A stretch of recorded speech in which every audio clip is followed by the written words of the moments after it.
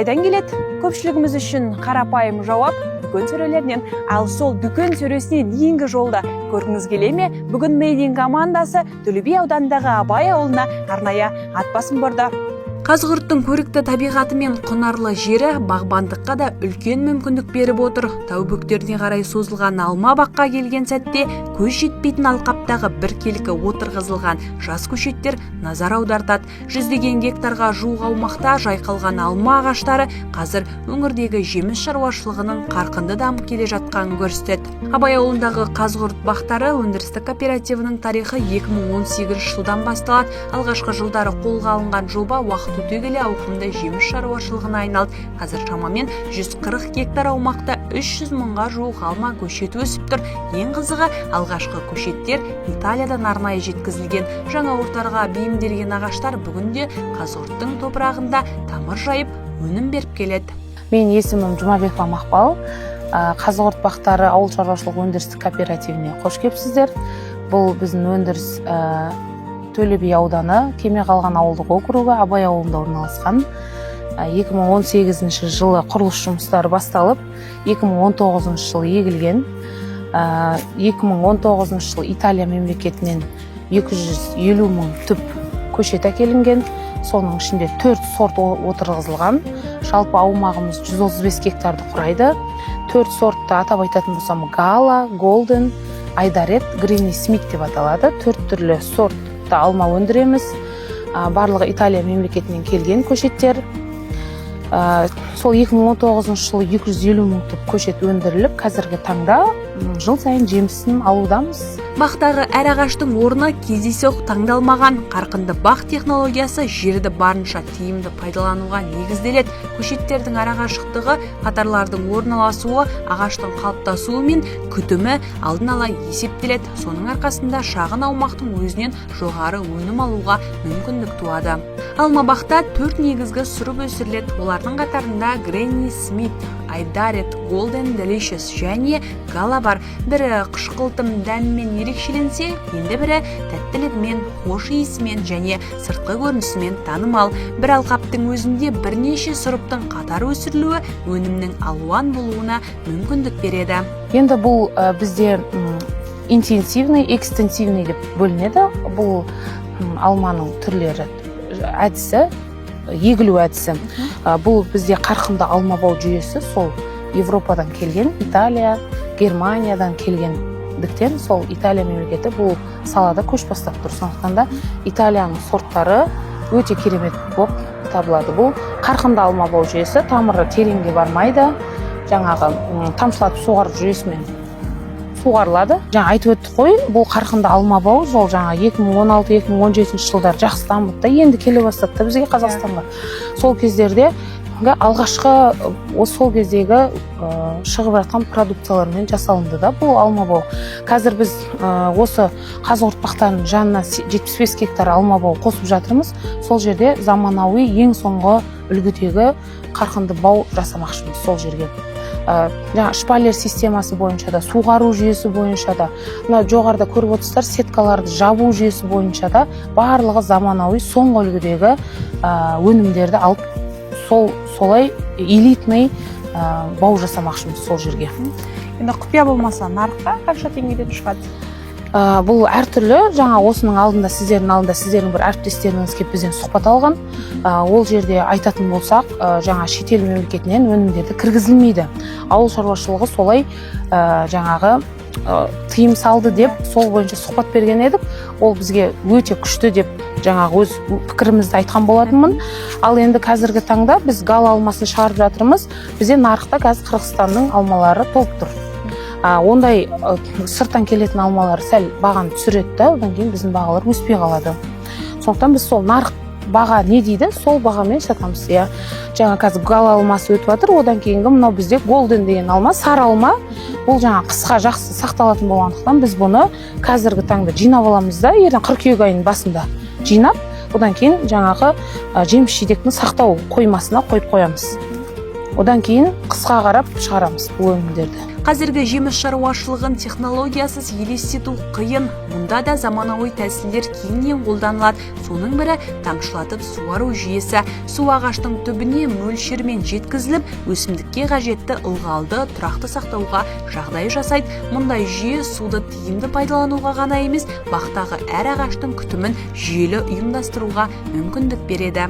Бақтың тынысын алыстан бақыласаңыз, жүздеген қатардың бәрі бірдей тәртіппен орналасқанын байқайсыз. Ал сол қатарлардың әрқайсысының артында нақты жоспар бар. Қай уақытта да суару керек, қашан күтім жасау қажет, ағаштың өсуін қалай қалыптастырған дұрыс. Оның бәрі мамандар бақылауда ұстайды. Бізде өзімізде қазіргі таңда агрегаттарымыз Түркия мемлекетінен алынған толық барлық қосалқы бөлшектеріміз бар. Трактордан жаңағы 4 белорусский тракторымыз бар, және 4 Түркия мемлекетінен алынған тракторларымыз бар. Бұл аумағы үлкен болғандықтан, 135 гектарды құрайтын болғандықтан техникасы жұмыс істеу мүмкін болмайды. Бұл алма баудың жаңағы айтып өтетін болсам, қыстан бастап біз күтіммен, бұл да тірі жан ғой. Бұған тек қана күтім арқылы ғана өнімге қол жеткіземіз. Ең бірінші қыс айында бұны қырқамыз, жаңағы обрезка жұмыстары жүреді. Одан кейін бар байлаймыз, жаңағы лидерлер жоғары жақта тұру керек. Барлығын байлап, әдемілеп тек қана препараттармен, жаңа дәрумендер береміз. Бұл да ауырып қалады, бұған дәрі шашамыз. Солай күтіп баптап, қызарған, піскен уақытында жинап аламыз. Жаңағы қосалқы бөлшектеріміз Түркия мемлекетінен алынған артына қосатын бөлшектеріміз бар. Сол арқылы төбе жағында қол жетпейтін жерлерді адамдар сол техниканың көмегімен жинап аламыз. Бағбандықта табиғаттың өз заңдылығы бар. Көктемде ағаш гүлдейді, жазда жеміс байланады, күзде өнім піседі. Алайда мол әрі сапалы өнім алу үшін табиғатқа ғана сеніп отыру жеткіліксіз. Әр кезеңде дұрыс агротехникалық шара жүргізіліп, өсімдіктің жағдайы бақылауда болу керек. Сондықтан бақтағы еңбектің бір бөлігі көрінсе, екінші бөлігі мамандардың күнделікті бақылауында өтеді. Кішкентай ғана көшеттің жеміс беретін ағашқа айналуы үшін бірнеше жыл қажет. Сол уақыт ішінде оны суару, қоректендіру, қалыптастыру, қорғау және тұрақты бақылау керек. Яғни бүгін бұтақта тұрған бір алманың артында бірнеше жылдық еңбек жатыр. Өнім пісіп, ағаш бұтақтары алмаға толған кезде бақтың көрінісі де өзгереді. Жасыл жапырақ арасынан қызыл, сары, жасыл түсті жемістер көрініп, бірнеше ай бойы жасалған еңбектің нәтижесі көзге түседі. Сол сәтте көктемде гүлдеген ағаш пен күздегі өнімнің арасында қаншама жұмыс жатқанын түсінесіз. Бізде тұрақты 20-30 адам жұмыс жасайды. Тұрақты 20 адам қазақ бақтарында. Маусымдық осындай алма терім кезде, шабық кезде, жаңағы бұл ағашты қырқу бар, күтімі бар. Сол кездерде 200-ден астам адам жұмыс жасайды. Қазіргі таңда көрсеңіздер болады, гал алмасын жинаудамыз. Гал алмасында бізде маусымда қазір 200-ден астам адам жұмыс жасап жатыр. Жемісті өсірумен қатар оны дұрыс сақтау мен өңдеу мәселесі де маңызды. Өйткені бақтан жиналған өнімнің жолы осымен аяқталмайды. Алманы уақытында жинап, сұрыптап, сақтап, тұтынушыға сапасын жоғалтпай жеткізу қажет. Осы бағытта кәсіпорында жеміс-жидекті өңдеу мен сақтау мүмкіндіктерін дамыту жұмыстары да жүргізіліп келеді. Қарқынды алма бау жүйесінде ағаштар 20-25 жыл өмір сүреді деп айтылады. Енді бізде қазір 6-шы жыл өнім беруде. 3 жыл өнім. Енді сол 6-шы жылда бұл жерде өсіп тұр. 2019-20-да егілген 6 жыл болды. Енді жаңа әңгіме басында айтып қалдық, тағы да балық бизнесін тағып жатыр екенсіз. Біз енді атымыз айтып тұрғандай Қазығұрт бақтары ауыл шаруашылық өндірістік кооперативі деп тек қана бір саланы қамтымаймыз. Кооператив болғандықтан қазір біз балық шаруашылығымен айналысып жатырмыз. Осы жерде 2 су сақтайтын резервуарымыз бар, Аманта көліміз бар, жаңа сіздер көріп өткендей. Жоғарыда 2 су қоймасы бар. Қарақұс және Қошқарата деген су қоймаларымыз бар. Сол жерлерде форель, сазан, карп сияқты балықтың түрлерін салдық. Кішкене шабақтарын салдық. Сол шабақтар арқылы ол өсіп, үлкен болған кезде осы балық шаруашылығын қосамыз осы салаға. Және де төменде көріп отқандарыңыздай жеміс-жидек сақтау қоймасы бізде іске асырылып жатыр. Жаңағы сортировочный сұрыптау цехы бізде іске асып жатыр. Және де шырын шығарамыз. Шырын, езбе, пюре шығарамыз деген осы алмалардан сондай үлкен цехтар, кәсіпорындар ашылып жатыр төменде. Жаңа сіздер оны да көріп өттіңіздер. Сонда осының барлығы бір жерден осы алма баудың, осы кооперативтің аясында жүзеге асады. Жаңа айтып жатырсыз, шырын езбе деп ол биыл енді қолға алынып жатыр. Иә, биыл қазір көрдіңіздер, қазір тағы да көрсетемін, барлық техникалар келді. Қазіргі таңда бізде төменде келіп қойды. Қазір шетелден келгендіктен өз мамандар келіп құрастыру жұмыстарын жүргізуде. Ал ол техникаларды басқаратын мамандар бар ма? Иә, өзіміздің инженер-технолог мамандарды қазір дайындап жатырмыз. Осы өңірімізден, ауылымыздан жақсы балдар бар, электр жүйесімен жаңағы жұмыс жасайтын балдарды алып, соларды баптап жатырмыз, былайша айтқанда. Жаңағы шетел мемлекетінен келетін азаматтар қосып, жинап, құрып береді, сөйтіп кетеді. Біздің өзіміздің осы ауылдың жігіттері жасайды осы жерде. Тамаша. Қазығұрттағы бақтың тағы бір ерекшелігі жергілікті жерде өндірістің бірнеше кезеңінің қалыптасуы. Көшеттен бастап өнімге дейінгі процесс бір жүйеге біріктіріліп келеді. Еңбекте, технологияда, табиғи мүмкіндікте бір арнаға тоғысады. Бүгінде ауыл шаруашылығы бұрынғыдай тек қол еңбегіне сүйенетін сала емес, заманауи бақта агро өнімнің білімі, инженердің технологиясы, суару жүйесі, арнайы техника, сақтау орындары мен логистика қатар жұмыс істейді. Бір ғана алма ағашының айналасында осындай үлкен жүйе қалыптасады. Ал мұның ауыл үшін маңызы одан да жоғары. Ірі бақтың жұмысына агрономдар мен жұмысшылардан бөлек техника жүргізушілері, қойма қызметкерлері, мамандар мен маусымдық жұмысшылар да тартылады. Демек, жеміс бағы өнім ғана бермейді, жергілікті халыққа еңбек етуге мүмкіндіктер қалыптастырады. Бізде бұл алма жаңағы Астана, Алматы, Шымкент сияқты ірі қалалар, сонымен қатар Ақтөбе, Ақтау, Қарағанды қалаларына жіберіліп отырамыз. Қыстың кезінде қоймадан тез алмаларды сату мақсатында біз 20-30% Ресей мемлекетіне де жөнелтеміз. Бізде өзімізден қалған өнімді жаңағы қалдықсыз өнім мақсатында көріп отырсыздар, төмендегі цехтарға өзіміз қолданамыз одан кейін.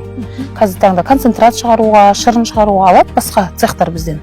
Бірақ біз алдағы уақытта өзімізді өндіреміз деп осындай ірі цехтар қосып жатырмыз құрылтайшылардың несінен. Бұл алма өндіру өте көп шығын талап ететін ауыл шаруашылықтың бір түрі болып табылады. Бұл тек қана дәруменмен, тек қана дәрімен, баптап күтумен, су жақсы болумен кішкене қателікті көтере алмайды. Мысалы, мына біз жаппасақ төбесін күн сәулесі өтіп кетсе де, оның бәрі шығын.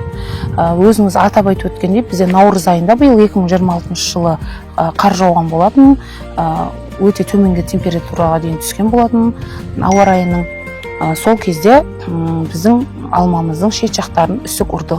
Сол ауа райының әсерінен бізде алмалардың беру өнімділігіміз төмендеді биылғы жылы.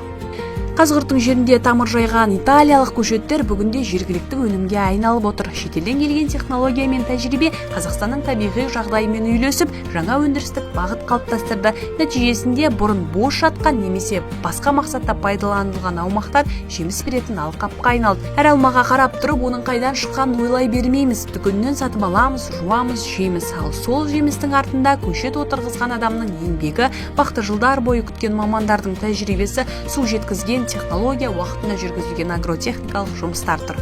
Қазығұрт бақтарының тарихы да осындай қарапайым ойдан басталады. Жердің мүмкіндігін дұрыс пайдалану. Бірнеше жыл бұрын жерге отырғызылған көшеттер бүгінде жеміс беріп, тұтас бір өндірістің негізіне айналды.